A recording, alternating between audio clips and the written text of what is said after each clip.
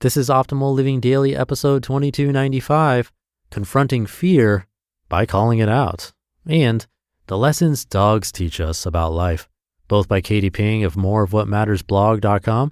And I'm Justin Malik, the guy that reads to you every single day of the year, including weekends and holidays, to help you live a more meaningful and positive life. 2 posts today, so let's get right to them as we optimize your life. Confronting Fear by Calling It Out by Katie Ping of MoreOfWhatMattersBlog.com. For the past 3 months, I've sat down at my laptop, written, and shortly thereafter deleted the words on the page. Sometimes I reach an entire paragraph before I stop. Other times it's a sentence or two before I hang my head and give up. Call it writer's block. Call it lack of inspiration. Call it motherhood. Call it whatever you want. But we should really call it what it is: fear. I am afraid of failing. I'm afraid of writing something that is not important or inspiring. I'm afraid of it not being perfect first. I'm afraid of starting from where I am. I'm afraid that it won't resonate with anyone. Heck, I'm afraid that no one will read it at all. I'm afraid that I'll spend my time writing, fail, and regret having spent this time away from my baby. But more than anything, I'm afraid of how I will feel if I don't do it. And that's why I keep showing up in the first place. Fear has prevented me from trying too hard to achieve my dreams and has plagued many life situations before they've actually happened. In fact, I was afraid to become a mother. I was afraid mothering would not come natural to me, that I wouldn't know what to do, and I wouldn't know what my baby needed. Heck, I was afraid I wouldn't even be comfortable holding him.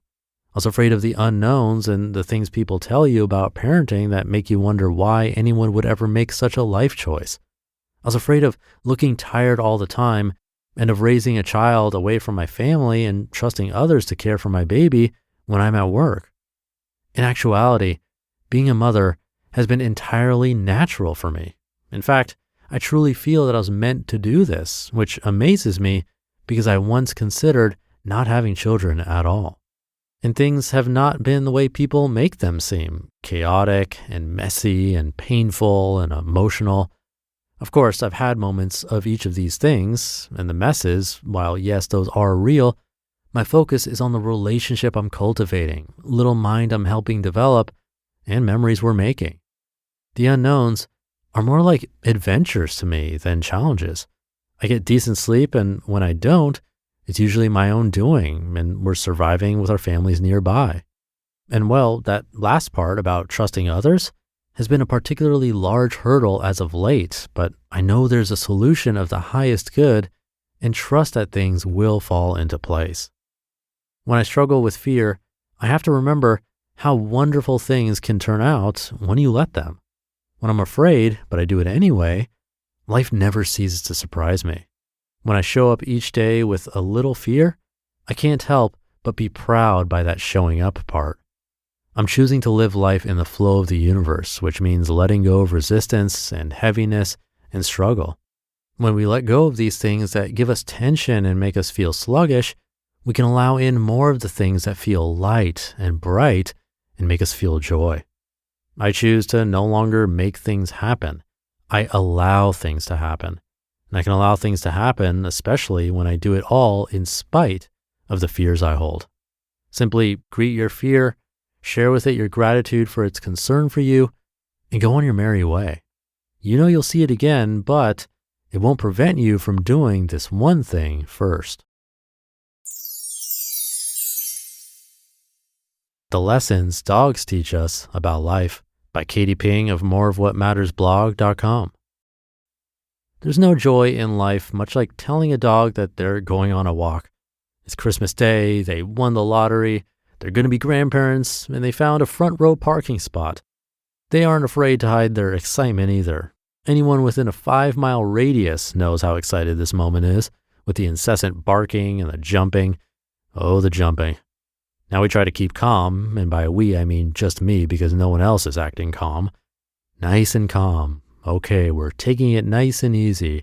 We're making our way to the door. Meanwhile, my dogs are jumping all 4 feet off the ground and running circles around me. When you jingle the leashes, there's even more commotion. As if the 4-letter word that rhymes with smock isn't enough, the leash jingle sends them over the edge. What baffles me is they have a large fenced backyard to run around in, and they would much rather be confined to 2.5 feet in front of me, but that's beside the point, really. I realize it's all in the adventure of new smells, new sights, and the possibilities. Oh, the endless possibilities. Yesterday, we got within 3 feet of a rabbit. It was trying to camouflage itself. It was doing it right. We didn't see it. It darted off under a nearby bush. Though no one caught the rabbit, the possibility of catching the rabbit was enough for them. It's all in the change of routine. In our house, they can expect the same things, the same toys, the same water and food dish, the same couch to jump on when we leave them alone.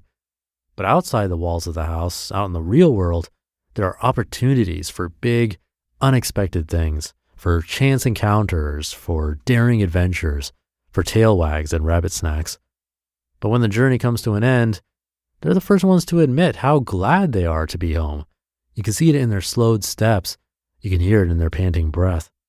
As much as they like to get out of the house, they are happy to return to a big dish of water, blankets piled high, and adequate nap time before the next adventure. They sleep for 20 hours a day, lounge with all 4 paws high in the air, barely move all morning and afternoon, and they teach us so much about how we should be. Here are just a few things I've learned from Archie and Hank, and that we can all take from our companions. Get excited about what brings you joy. Show it unabashed. Jump and run circles around people as you shout out about it. Chase the rabbit or whatever gets you jazzed. Get outside your comfort zone. And then get cozy with what you've got, because it's pretty great. You just listened to the posts titled Confronting Fear by Calling It Out and The Lessons Dogs Teach Us About Life, both by Katie Ping of MoreOfWhatMattersBlog.com. All right, I think Katie pretty much nailed it on the head with these ones. I'll keep this ending short for today. Have a great day and week, and I'll be back tomorrow for the Friday show, where your optimal life awaits.